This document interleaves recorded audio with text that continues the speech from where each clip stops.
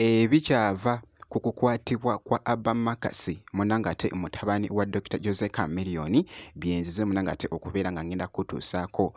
kw'ossa ate Dr. Jose Chameleone munanga ate naye ali wano byonna ngenda kubeera nga mbikuzanyiramu munanga ate maaso awo so nga ate munanga ate girlfriend wa Abba Makasi bannange ali very crazy akakasiza munanga ate wano bannange mwana muwala byayogedde muganda wange kikambwe nnyo kakasa nti video ogimpeera like kw'ossa ate n'okusubscribinga kasita obeera nga tonnaba ntandisa munanga ate n'akatambi kano aka girlfriend wa Abba Makasi mwana muwala ali eno munanga ate mu katambi kano kalaze ng'ali ku minsinga munanga ate Abba Makasi bannange.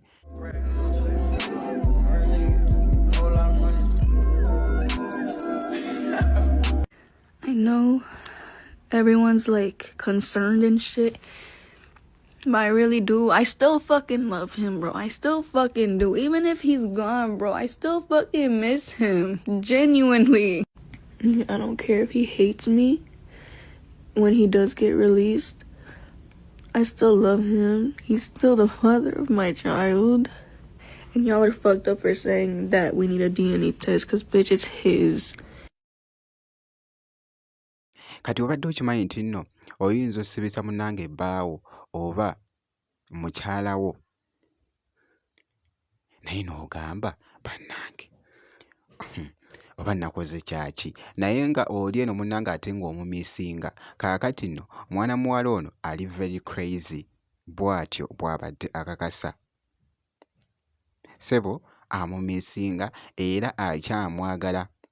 amwagalira ddala munanga ate ebyensusso bw'otunuulira munanga ate nga akatambi ako jjukira nti nno mwana muwala ono ali lubuto era nga bwe nakutegeeza nti nno baafunamu obutakkaanya so ne balwana awo mwana muwala ono kwe kusibisa munanga ate Abba Makasi nga bw'ogezaako munanga ate okuwulira ebigenda mu maaso olabira ddala nga munnange laavu yaabwe weeri ddala mu katambi ako nga bw'okalaba so agongedde okubeera nga gasaasaana galaze nti Abba Makasi kaakati amawulire agatambula kigambibwa mbu omwana waffe bamutadde Abba omwana waffe bamute ebyo ebintu by'abaana abato ababala tebannatuuka kubeera nti bakulu nnyo oli akubye munne tamwagala ndowooza engeri gye bakubwa ebintu byabwe oli yamukubye mu butanwa naye weebale kukomawo oyo omwana waffe wa ggwanga okitegedde kitaabwe aseti ya Uganda Buganda namba nsi yonna naye nga munnaye kulikayo baamutadde okusinziira wali munanga ate mu kkooti baamuwadde kondishoni z'abadde 2 okusasula $600 ez'obuliwo ne kondishoni endala obutasasula munanga ate sente zonna naye nga ku kondishoni eyo kuliko munanga ate amateeka baamugambye mwana mulenzi munanga ate Abba Makasi mu ngeri bweti nti nno tolina kubeera mu bantu bangi kw'ossa n'ebifo ebimu ate w'omenya amateeka tukusiba tukomyawo munanga ate mu kkomera oyinza okumalayo mu kkomera emyaka nga 2 ze zikondishoni zino ze baamuwadde ku beyiro eno kati mwana mulenzi munanga ate n'asalawo okugenda ne beyiro ey'akakaaga era n'azisasula so ge mawulire munanga ate g'owulira aga mutabani wa Dr. Jose Chameleone okubeera nga munanga ate yateereddwa ku beyiro $600 kirungi nnyo munanga ate baamutadde kaakati nno munanga ate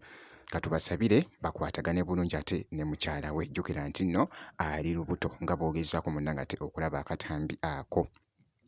Abba Makasi kw'ossa ate ne girlfriend we so nga nkwongeddeyoko Dr. Jose Chameleone munanga ate mu katambi kano mubaddemuko Palaso ne ttaano wa Palaso Ivan nga bw'ogezaako munanga ate omulaba awo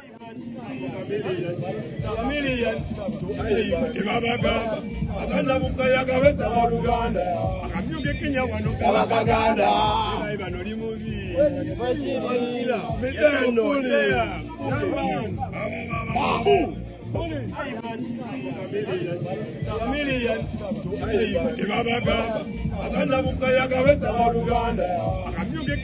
kabakaganda